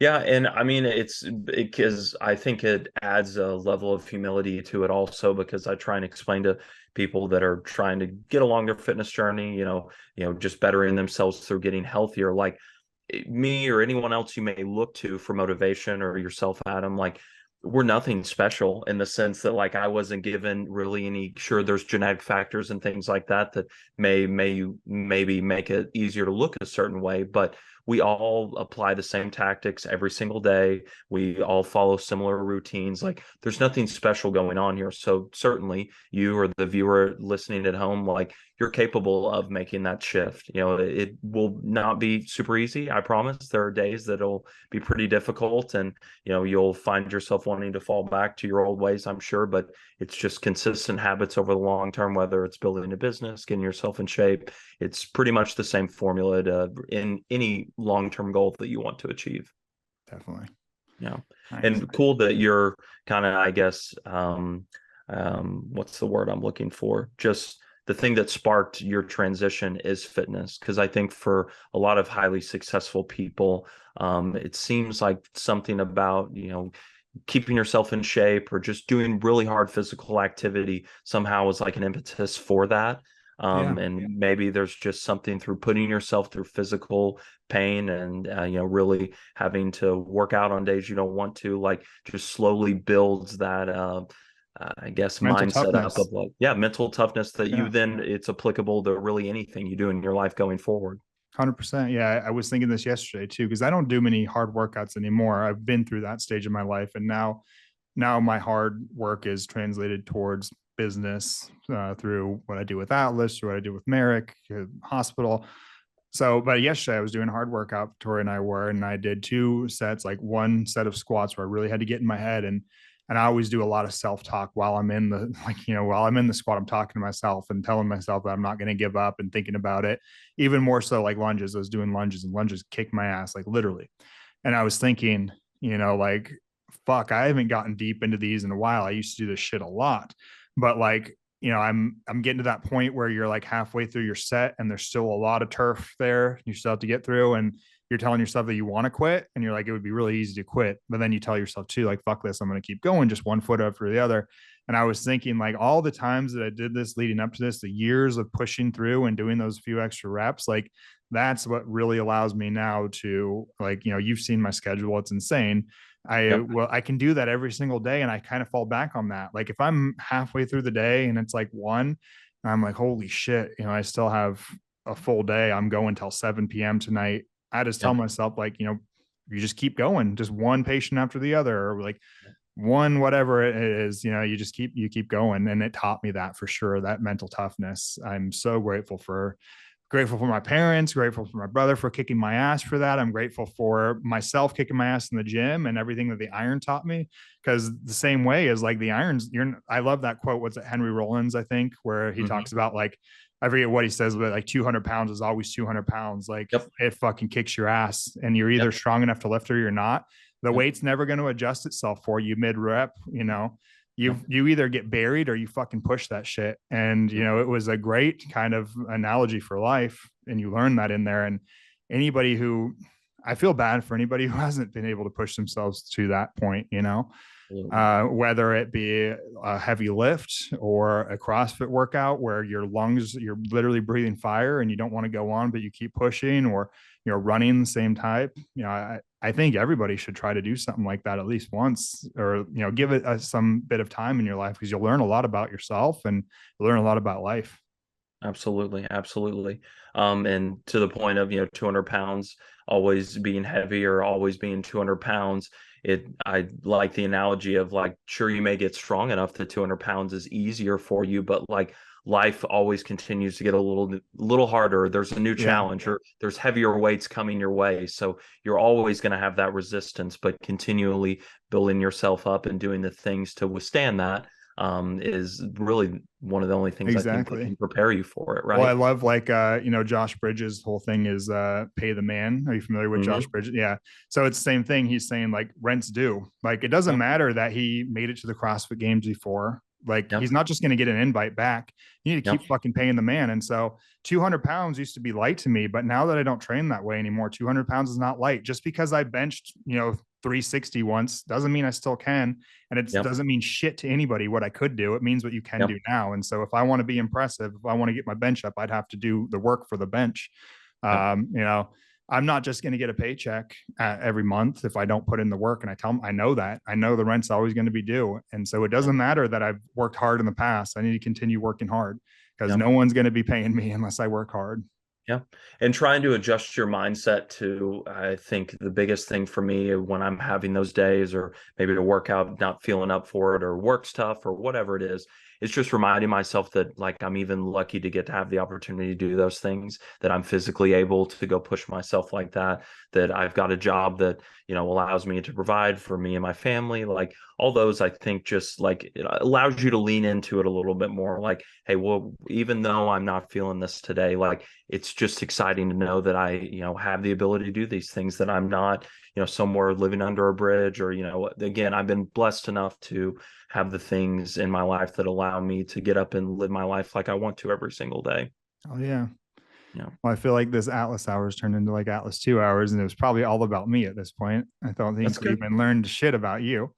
No, I'll make it quick so maybe we'll do it like right at 2 hours, since it's a double episode. Cool. Yeah. I don't know when we started, but yeah, let's hear a little about you. I don't even know what I feel like. I've always kind of clung and met a lot of guys like yourself who are definitely different to me. And, I know you won't like hearing that you have a genetic, you are genetically gifted, but I mean, you kind of are.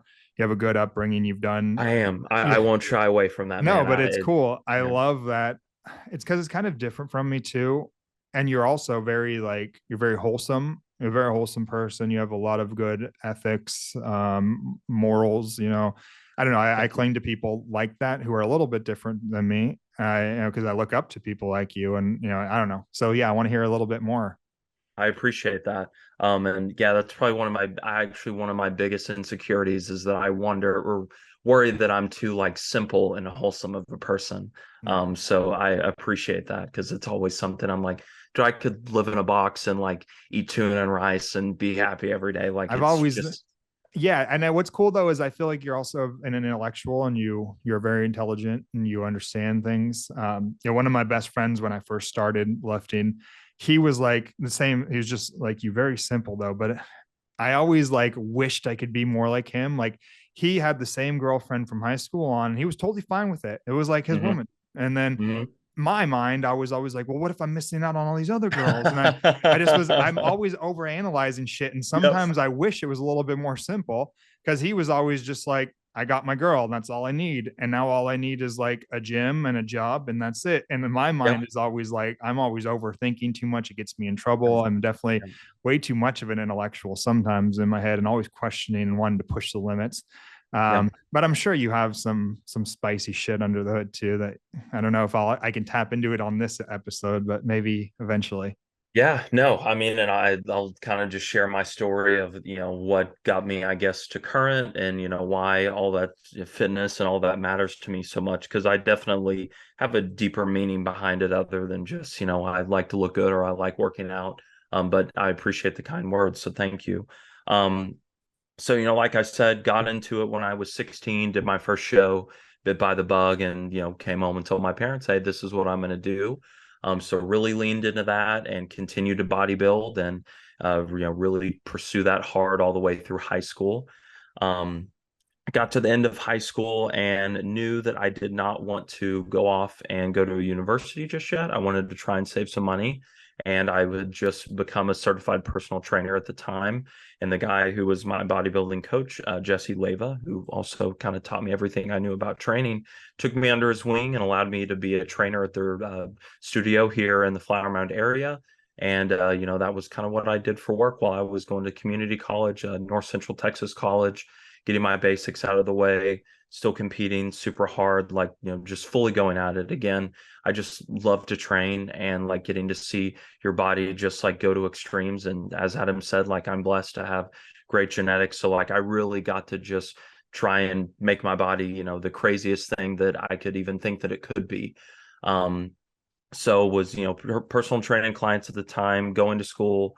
And I got to 21 years old, and it was like my next biggest show coming up, finally like my one that I was going to try and qualify and go to nationals and maybe get a pro card. And something along that, for some reason, like during that prep, and then I ended up losing the show, getting second, and, not really being happy with things. It kind of, I guess, shifted my mindset on I just didn't like who I became through that competing phase, that I just became like so focused on myself and what I wanted to look like. And, I'm taking all these drugs and it's making me a bit of a different person. And from then I kind of like, I'll never forget that day after the show. I was like, I'm done with this. I don't think I'm going to do this anymore long term. And, basically change my idea around what fitness is and why I think it's important. Because I didn't want to be this like big, arrogant meathead of a guy. Like I said, I'm super simple, and I felt like I became very prideful and all about myself during that time. So from then on out, I ended up, saying, hey, I'm done with competing, and, fitness to me is just going to be about health and longevity, really, for the time going forward. And transferred out to Texas Tech a semester later, about 6 months later, to finish out my undergrad degree in kinesiology. And kind of stayed active in fitness while I was there, but actually for a couple years like lived a normal college kid life, because up until that point I was super regimented and just came home, made my chicken and rice, trained really hard, didn't really party, didn't really drink. So got a little bit of time to like relax, and still kept myself in shape, but more kind of focus on what I wanted to do long term. Still was training clients, things of that nature. Orange Theory coach even for a little bit. I've kind of been all over the map when it comes to personal training. And then got my undergrad in kinesiology, and got into medical cells with Johnson & Johnson in Houston.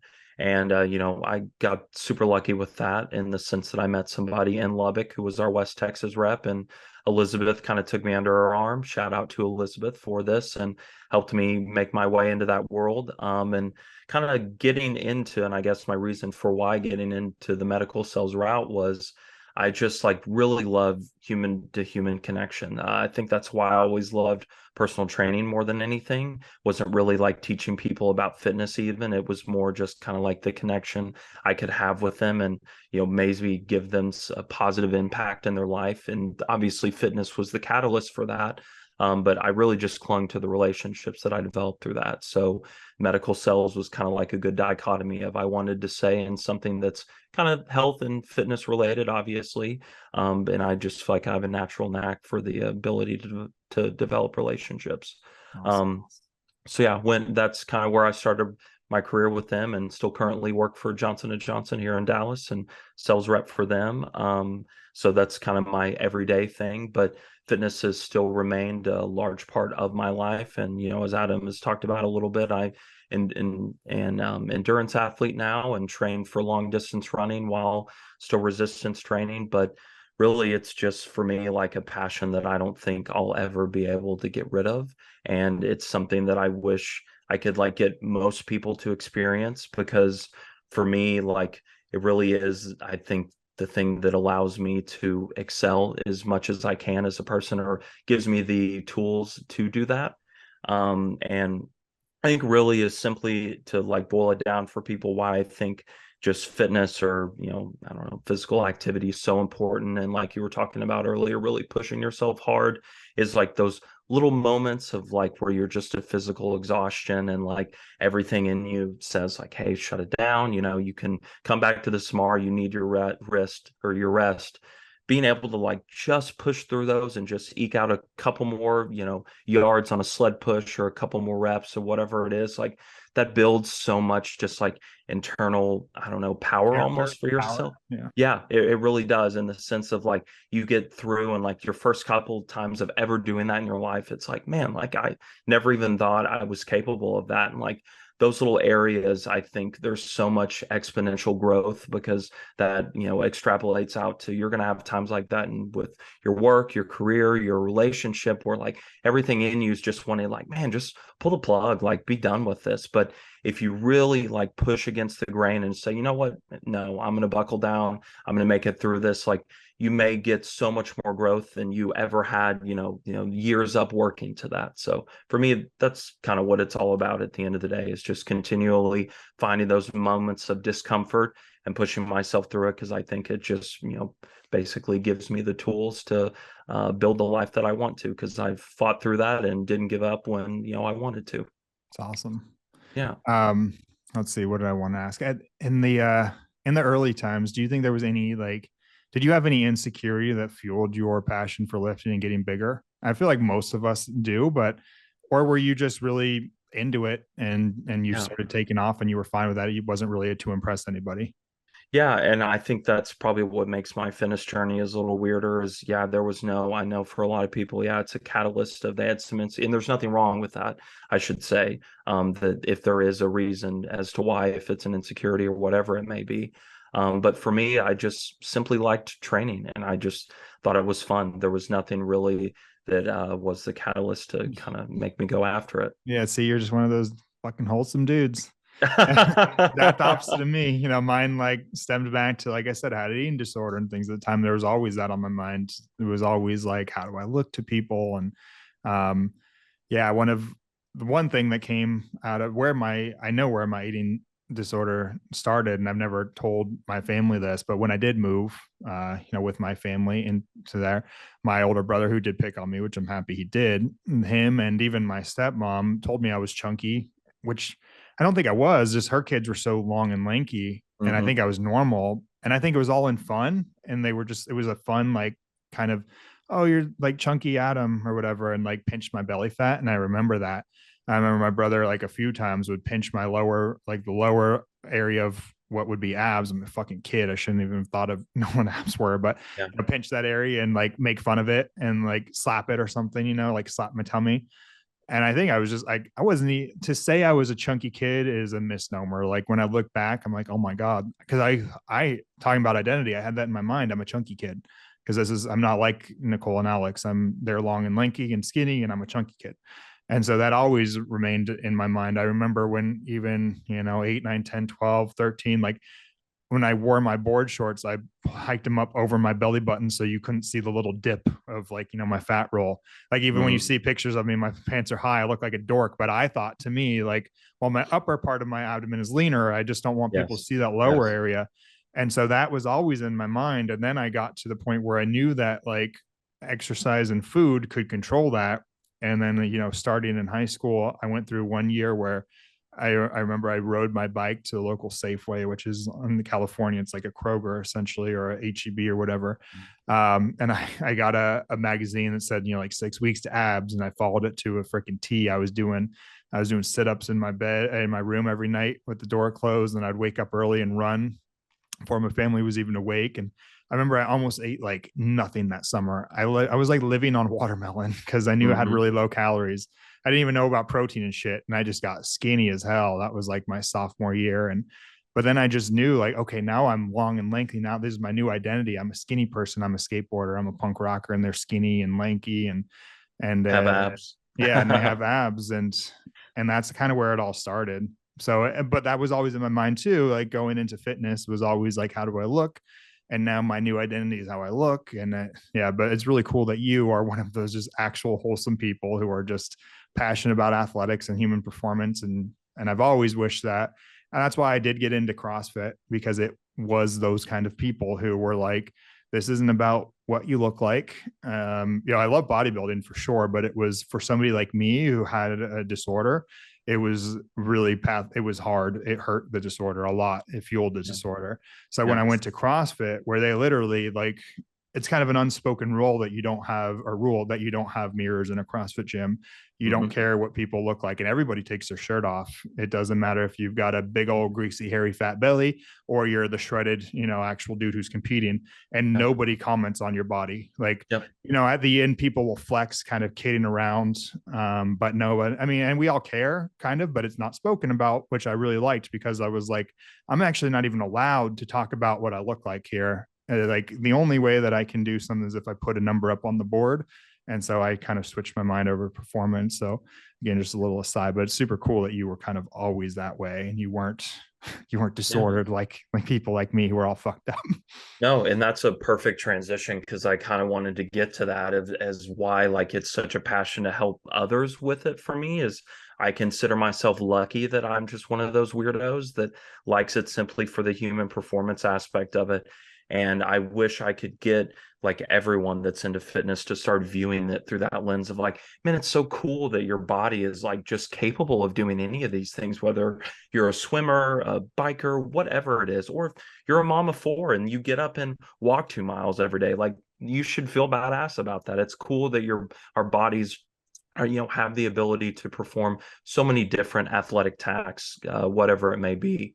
So yeah, I think, and that's why I stepped away from competing too, because I just got really grossed out with that like culture of just, oh man, it's all about how I look. I'm going to do everything I can to look this certain way, but I'm really not healthy. And I'm kind of lying about everyone, telling them I am, but I know that I'm taking all these drugs or all these precautions and things that really are not doing anything for me for the long term, and are super unachievable for the average person, because I'm again having to do all this stuff to support this. It's not just being healthy. So yeah, that's kind of why I stepped away from it, and then just totally started focusing on longevity, being an endurance runner, still resistance training, but going back to like my roots of, hey, I was given this body, I should do everything I could to keep it healthy so I can live a long, happy life. And I, think so many people nowadays, it's probably really hard getting into the fitness space when they see so many things online or comparing themselves to how they look to, X, Y, and Z person. And in reality, it's just not about that at all. And for anyone listening to this, like, just remember that it's not a comparison game at all. As Adam said earlier, I'm someone who's super blessed to have great genetics, so that may allow me to look a certain way, but it doesn't mean that the person next to me who doesn't maybe look as, in quotes, ripped, isn't just as healthy as I am or healthier. And I think that's one of the things I fell in love with about the running community as well, just like the CrossFit, that like, it's people from all walks of life. No one's really concerned about what you look like, what you're doing. Like, everyone at a race is cheering on the, 45-year-old mom that's just finishing her first half marathon to the girl who's, breaking a world record. It's all just like, hey, we should celebrate that we all have the ability to perform at this level as a human. So. Oh yeah. Well, cool. I think that's probably a good place to end it. Yeah. Hopefully those listening got to know a little bit about us. Drop a comment. Nobody's commenting on our shit. We've got almost 2,000 followers really quickly. So we appreciate all you guys listening. You're listening. Feel free to comment down there too. We'd love to kind of talk to you guys and let us know anything else you want to hear. Thanks for coming along on this journey. And yeah, like I said, hopefully you got to know a little bit more about us. We got wholesome Josh and fucked up Adam over here. Again, I really want to stress, like, life was very normal and great for me. And I did feel like I had a cool upbringing. I'm happy with it. But hopefully it kind of speaks to other people too, who, we look at the Joshes where we're like, man, look at that perfect family, which I'm sure that Josh could dive into some shit on us where things weren't always perfect. Everybody's got that. but you don't need to be you don't have to fit into a certain box to become a certain person. Look at just yesterday or this morning, I woke up to a text from my high school classmate, and I think she went home and looked at her yearbook, and she would send a joke like, just in case you wanted a new profile picture, and this picture of me, my hair is like, shagged and black and fucking long, and I'm all scrawny, and I didn't even reply, but I was like, I've come a long way, so just if you're in one box now, you don't have to be stuck in that box. Just like, we opened up this thing with that clip of that actor, who came over and was in a camp, in a refugee camp. He didn't have to stay as a victim, as a refugee. He's now a freaking multimillionaire winning Oscars. So hopefully it inspires some of you. And if you have similar stories, reach out, talk to us. We'd love to hear about it. And to Adam's point, and kind of my closing thoughts too, coming from the other side of the aisle, that, again, I don't want to make it be like I had the perfect life and the perfect childhood, but very blessed, as I'll say a million times, to grow up how I did. You shouldn't feel guilty if you did have that type of upbringing. No. I struggled with that for a lot of years, just knowing how hard people around me had it. And it's not anything you should ever feel guilty for. If anything, you should look at it as like, you're very blessed to be able to have the insight to speak to others that, did not grow up like that. And it maybe gives you the tools and the abilities to help other people work through stuff that were not as lucky as you. So don't ever look at it as a negative. I feel like sometimes that's cast upon people now that grow up with a little more privilege, that like, hey, it wasn't your fault that you grew up like that. Make the most of it. And definitely don't fuck it up if you did have those, things there to help you along the way. So cool. And, for anything you guys want to hear us talk about going forward, fitness, more personal, like as Adam was saying, comment, let us know. I don't think we've given like our Instagram handles and stuff, but my Instagram is at Josh Lewis 23. And I don't know what yours is, but I'll let you tell them if you guys want to follow us. Doctor, at Dr. Dr. Hotchkiss. So AE Hotchkiss. Awesome. All right, guys. Well, that wraps up Atlas Hour episode 3, and we'll see you soon. Atlas 2 hours. See you guys.